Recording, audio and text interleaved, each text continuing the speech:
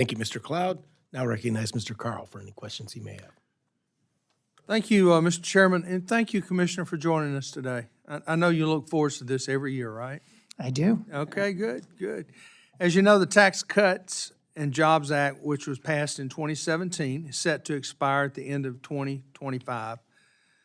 With small businesses making up 99.4% of Alabama's businesses, and as a former business owner myself, what impact will this have to my constituents, small businesses? The expiration of the TCJA, is that your Correct. question? I have not done a kind of an economic assessment of the TCJA. That falls more with the Treasury Department. In terms of whether the expiration of the TCJA leads to administrative implications for small businesses, I'll have to assess that and get back to you. So you're saying you don't know that if it's going to raise small businesses' taxes or not? Is that what you're saying? Well, I'm not prepared to provide an analysis of that. That is something that if I was to provide an analysis of it, I would have to do it in concert and consultation with the Treasury Department, and I have not run that analysis. Well, keep in mind this administration is quote-unquote focused on not raising taxes on anyone making less than $400,000. That is my And I'll understanding. promise you, out of this 99.4%, there's probably 90% of that is under 400,000 range. It's going to raise taxes.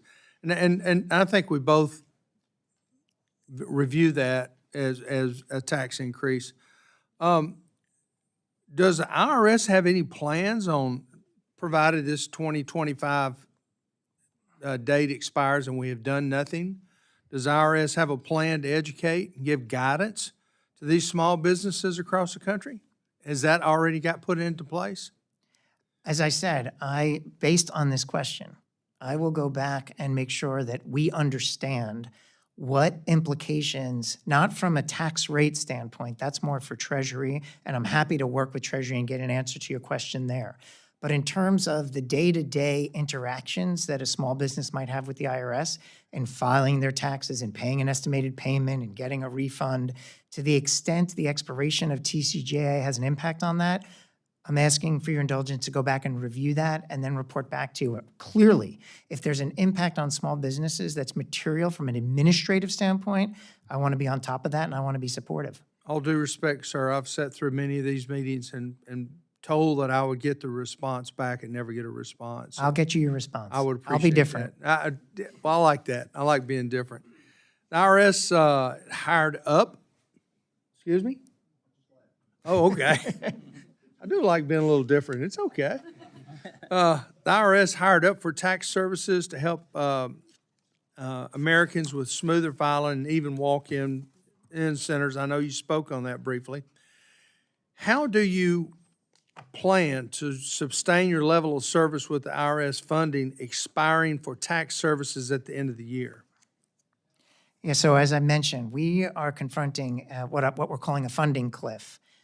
We can make it right now with the 25 budget as proposed through 2026, and maintain the strong level of service that we've had and work to close some of the gaps where we have some gaps to close. After 2026, we no longer have the funding to maintain the customer service workforce that we have grown to meet this extraordinary demand that we see. So I will be up here making the case, like I am now, that there are some, what I believe to be relatively modest adjustments on a year-over-year basis in terms of funding and transfer authority to help make sure that we can continue to serve taxpayers. And one last thing, on the way out the door, one of my staff members told me to see if he could get his tax return back. He's been waiting on it, so. Okay, well, I know he's one of many because we get a lot of those phone calls, but thank you for his your refund, he's waiting on his refund. Yes, he is. I appreciate that. Thank you. I yield back, Mr. Chairman. Thank you.